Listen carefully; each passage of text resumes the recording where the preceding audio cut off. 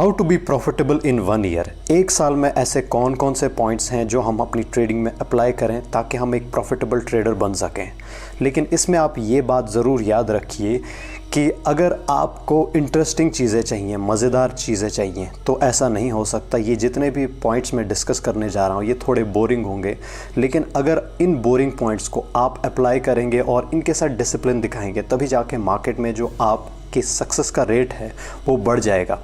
Otherwise अगर आपको हर एक चीज़ में मज़ा चाहिए, इंटरेस्टिंग चाहिए, तो आपका माइंड सेटअप जो है वो गैम्बलिंग करने का है, कसिनो में जाने का है। ट्रेडिंग आपके लिए नहीं है। अगर ट्रेडिंग में सक्सेसफुल बनना है तो इसको एक बिज़नेस की तरह ट्रीट करना होगा और डिसिप्लिन के साथ इन छोटे छोटे बोरिंग पॉइंट्स को अपनी ट्रेडिंग में अप्लाई करना होगा। और जो ये पॉइंट्स मैं डिस्कस करने जा रहा हूँ ये रिलेटेड टू योर पर्सनालिटी है, आपकी खुद की पर्सनालिटी और डे टू डे लाइफ और आपका लाइफस्टाइल, उनसे ये बिलोंग करते हैं ये सब पॉइंट्स। पहला पॉइंट ये है कि आपको सिर्फ एक टाइम पे ट्रेड करना है, चाहे वो मॉर्निंग का टाइम है, इवनिंग का टाइम है, दोपहर का टाइम है, मार्केट ओपनिंग का टाइम है या क्लोजिंग का टाइम है। ऐसे बहुत सारे टाइम होंगे। जैसे कि आपने ऑप्शंस में अगर आप ट्रेड करते हैं बैंक निफ्टी तो सुबह सुबह एक बहुत फास्ट मूवमेंट आती है ओपनिंग के साथ साथ ही, और ऐसा ही होता है जब मार्केट क्लोज़ होने का टाइम होता है, यानी बिग प्लेयर्स मूव जो सिर्फ 1 बजे के बाद आता है या 2 बजे के बाद आता है। तो इस तरह का आपका एक माइंड सेटअप होना चाहिए कि मुझे पर्टिकुलर टाइम में एंट्री लेनी है जहाँ पे बहुत ज़्यादा वॉल्यूम होगा, अच्छी मूवमेंट होगी जिसको मैं कैप्चर करूँ। ऐसा नहीं होना चाहिए कि आप बार बार ट्रेड करें। इसी तरह से करेंसी पेयर्स भी होते हैं जो, उनमें भी ऐसा कोई पर्टिकुलर टाइम होता है जहाँ पे करेंसी पेयर एक दूसरे को क्रॉस करते हैं, तो वो टाइम जो होता है वो बहुत बेस्ट टाइम होता है। उस टाइम आप ट्रेड अगर लेंगे तो चांसेस बढ़ जाते हैं कि आपकी ट्रेड जो होगी वो अच्छी होगी, वॉलेटाइल होगा मार्केट, बहुत ज़्यादा लिक्विडिटी होगी उस टाइम पे। अब इसमें जो 2 अगले पॉइंट हैं वो हैं कि wake up at the same time and go to the bed at the same time. अब आप सोचेंगे कि इसका ट्रेडिंग से क्या लेना देना है, लेकिन इसका आपकी पर्सनालिटी से बहुत कुछ लेना देना है। यानी जिस तरह के आप इंसान होते हैं, अगर आप डिसिप्लिन से कोई चीज़ पर्टिकुलर टाइम पे कर रहे हैं और रेगुलरली उस चीज़ को कर रहे हैं तो उसी का इम्पैक्ट आपकी ट्रेडिंग पे भी होता है। लेकिन आपका अगर डिसिप्लिन लाइफ में ख़राब है, यानी आपके सोने का कोई टाइम नहीं है, उठने का कोई टाइम नहीं है, बाकी जो भी चीज़ें आप लाइफ में कर रहे हैं वो डिसिप्लिन से नहीं हो रही हैं, तो उसका इम्पैक्ट कहीं ना कहीं ट्रेडिंग में भी दिखेगा आपको। और जो मैंने इससे पहले डिस्कस किया कि एक पर्टिकुलर टाइम है ट्रेड करने का, एक पर्टिकुलर सेटअप है, वो भी आगे डिस्कस करेंगे, तो वो चीज़ें नहीं हो पाएंगी क्योंकि आपकी खुद की जो पर्सनल लाइफ है वो उस तरह की नहीं है। तो थोड़ा बहुत आपको अपनी पर्सनल लाइफ में भी डिसिप्लिन दिखाना है और एक पर्टिकुलर टाइम रखना है उठने के लिए और सोने के लिए भी। और इसके बाद वाला पॉइंट जो है वो बहुत ज़्यादा बोरिंग है और बहुत सारे ट्रेडर्स उस पॉइंट को अप्लाई नहीं करते हैं। वो है ये कि आप एक सिस्टम से, एक प्लान से रोज़ ट्रेड करें। और यही वो पॉइंट है जिसकी वजह से बहुत ज़्यादा ट्रेडर जो होते हैं वो मार्केट में सर्वाइव नहीं कर पाते हैं, कि उनका कोई एक सिस्टम नहीं होता, उनका कोई एक प्लान नहीं होता। उनके प्लान्स, उनके सिस्टम्स रोज़ाना चेंज होते रहते हैं just because they get inspired by other traders. लेकिन जब तक वो खुद का एक पर्टिकुलर सेटअप नहीं बनाते, उसमें वो एक्सपर्ट नहीं बनते, तब तक वो मार्केट में प्रॉफिटेबल ट्रेडर नहीं बन सकते। और इन रूल्स को रेगुलरली फॉलो करने के साथ साथ आपको एक जर्नल भी बनाना है और उस जर्नल में आपको हर रोज़ जो आपके साथ हो रहा है, जिस वजह से आप ट्रेड ले रहे हैं, उस हर एक चीज़ को नोट डाउन करना है। ये भी बहुत बोरिंग प्रोसेस है। इनफैक्ट मैंने जब बिगिनिंग में ये शुरू किया था तो बहुत ही इरिटेटिंग लगा था कि क्यों भाई लिखना है, और याद भी नहीं रहता। बहुत दिन का जो हमारा स्केड्यूल होता है ट्रेडिंग का वो बहुत ज़्यादा स्ट्रेसफुल होता है, और शाम को जब हम उसको लिखने बैठें तो बड़ा बोरिंग लगता है कि मतलब याद भी नहीं रहता इंसान को कि मैंने दिन में क्या क्या किया था। तो इसके लिए बेस्ट यही है जो मैंने पहले डिस्कस किया कि कोई एक टाइम हो, कोई एक सिस्टम हो, ताकि आप उसको लिख भी सकें। लेकिन जब बहुत सारा होगा तो आपको लिखने में भी बहुत ज़्यादा दिक्कत होगी और बहुत सारी चीज़ें जो है इंपॉर्टेंट पॉइंट्स वो आप भूल जाएंगे कि एक्चुअली मैं कर क्या रहा हूँ और उसका रिस्पॉन्स मुझे क्या मिल रहा है मार्केट में। और ये जितने भी मैंने पॉइंट्स बताए ये ग्लैमरस नहीं है, ये इंटरेस्टिंग नहीं है, इनमें मज़ा नहीं है, लेकिन this is the reality of trading. अगर आप इन पॉइंट्स को अपनी ट्रेडिंग में इम्प्लीमेंट नहीं कर सकते तो आपकी ट्रेडिंग में सुधार नहीं आ सकता, आप बेटर दिन ब दिन एक ट्रेडर नहीं बन सकते, आप वापस रिवर्स ही होते रहेंगे। आप जहाँ से शुरू किया आपने, आप वहीं पे बार बार पहुँचते रहेंगे just because you are not implementing these important points in your trading.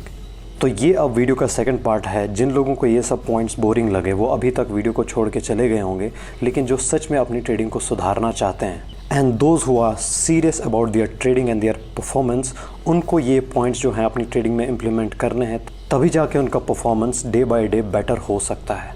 और ये दूसरा पार्ट शुरू करने से पहले मैं ये बताना चाहूँगा कि मार्केट में एक लाइन है जो मुझे बहुत ज़्यादा पसंद है, वो ये है कि do what you see not what you feel.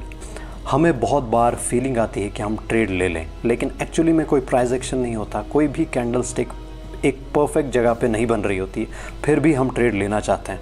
तो इसके लिए बेस्ट है जो आप फील कर रहे हैं वो ना करें वाइल ट्रेडिंग, आप वो करें जो आपको दिख रहा है कि कोई सपोर्ट एंड रेजिस्टेंस की जगह पे एक कैंडल बन रहा है या कोई अच्छा प्राइस एक्शन बन रहा है किसी पर्टिकुलर जगह पे, उसमें आप ट्रेड लें तो आपकी ट्रेडिंग जो है वो बेस्ट हो सकती है।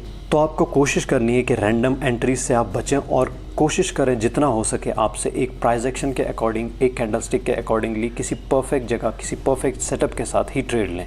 और जब आपने ये डिसाइड कर लिया कि मुझे रैंडम ट्रेड से बचना है, परफेक्ट एंट्री ढूंढनी है मार्केट में, उसके बाद आप कोशिश कीजिए कि इन रैंडम एंट्री से बचने के लिए बेस्ट चीज़ ये है कि मैं कोई एक स्ट्रैटेजी पे काम करूं, कोई एक स्ट्रैटेजी सेलेक्ट करूं और उसी स्ट्रैटेजी पे मैं रोज़ फोकस करूं, बैक टेस्ट करूं और उसी में अपने आप को एक्सपर्ट बनाने की कोशिश करूं। और हमेशा फोकस करते रहिए परसेंटेज पे, ना कि ये 50,000 है या 1 लाख है या 10,000 है। इन नंबर्स को आप छोड़ दीजिए, परसेंटेज वाइज मार्केट में आप काम कीजिए, क्योंकि जब आप परसेंटेज वाइज काम करेंगे तो धीरे धीरे जब आपकी परफॉर्मेंस बढ़ेगी तो ये कंपाउंडिंग की रेट के साथ आपका जो अमाउंट है या जो आपका कैपिटल है वो भी बढ़ता जाएगा। लेकिन you have to treat it in percentage, not in dollars and not in rupees. और कोशिश कीजिए कि 1 से 2 ट्रेड मैक्सिमम दिन में आप लें। उससे ज़्यादा अगर आप लेंगे तो आपको, जो मैंने पहले डिस्कस किया, कि नोट डाउन करना मुश्किल हो जाएगा और उनके पीछे लॉजिक, रीज़न और एंट्री क्यों ली है वो सब लिखना भी आपके लिए आसान हो जाएगा जब आपकी ट्रेड जो होंगी वो थोड़ी होंगी। और कम ट्रेड लेने से ये भी बेनिफिट है कि आप एग्जॉस्ट नहीं होते, आपका ब्रेन ज़्यादा डिस्टर्ब नहीं हो जाता और आप एक रिलैक्स ट्रेडिंग कर पाते हैं, बजाय इसके कि आप बहुत सारी ट्रेड्स लें और जिसकी वजह से आप फिर खुद ही डिस्टर्ब हो जाते हैं और एक्चुअली में आपको रीज़न समझ नहीं आता कि what is happening with me. और लास्ट का मोस्ट एंड इम्पॉर्टेंट पॉइंट ये है कि आपको डिस्ट्रैक्शंस को अवॉइड करना है, चाहे वो आपके सिस्टम में है, माइंड में है, उन सब चीज़ों को आपको अवॉइड करने की कोशिश करनी है। सबसे बड़ा ध्यान आपको ये रखना है कि जो आप लैपटॉप या जो आपका इंटरनेट कनेक्शन है वो बेस्ट होना चाहिए। आप जो फ़ोन यूज़ कर रहे हैं उसमें आपको बार बार मैसेज ना आए। मेरी खुद की स्टोरी है, मैं जब एक बार ट्रेड कर रहा था, मैसेंजर पे मुझे मैसेज आई, तो अचानक से इंसान ना चाहते हुए भी मैसेज को रिप्लाई करने के लिए क्लिक कर देता है और जस्ट बिकॉज एक क्लिक की वजह से जो मेरी ट्रेड थी उस पर ध्यान नहीं गया और उसमें उसी टाइम पे 10,000 रुपीज़ का लॉस दिखना शुरू हो गया। और जब आपको बड़ा लॉस दिखना शुरू हो जाता है तो आपको तो पता ही होगा कि उसके बाद ट्रेड काटना जो होता है वो बहुत मुश्किल हो जाता है आपके लिए। तो डिस्ट्रैक्शंस को अवॉइड करना है, चाहे वो आपके सिस्टम में डिस्ट्रैक्शन है उनको अवॉइड करना है, माइंड में बस यही डिस्ट्रैक्शन है कि फ़ियर एंड ग्रीड, इनको भी आपको समझना है। उसके लिए मैंने बहुत सारे वीडियोज़ बनाए हैं, उनको भी आप देखिए। जब आप चीज़ों को समझ जाएंगे तभी उनको कंट्रोल कर पाएंगे, लेकिन जब आपने चीज़ों को समझा ही नहीं है आप कंट्रोल कैसे कर पाएंगे। तो आज के लिए वीडियो में इतना ही। अगर आप अपनी साइकोलॉजी को और ज़्यादा सुधारना चाहते हैं तो नीचे डिस्क्रिप्शन में दी गई लिंक के ज़रिए आप कुछ पेड वीडियोस देख सकते हैं, उनसे आपकी साइकोलॉजी और ज़्यादा सुधर सकती है। और जाने से पहले आप इस वीडियो को ज़रूर चेक कीजिए। तो मिलते हैं आपको एक नेक्स्ट वीडियो में। Thank you so much for listening me.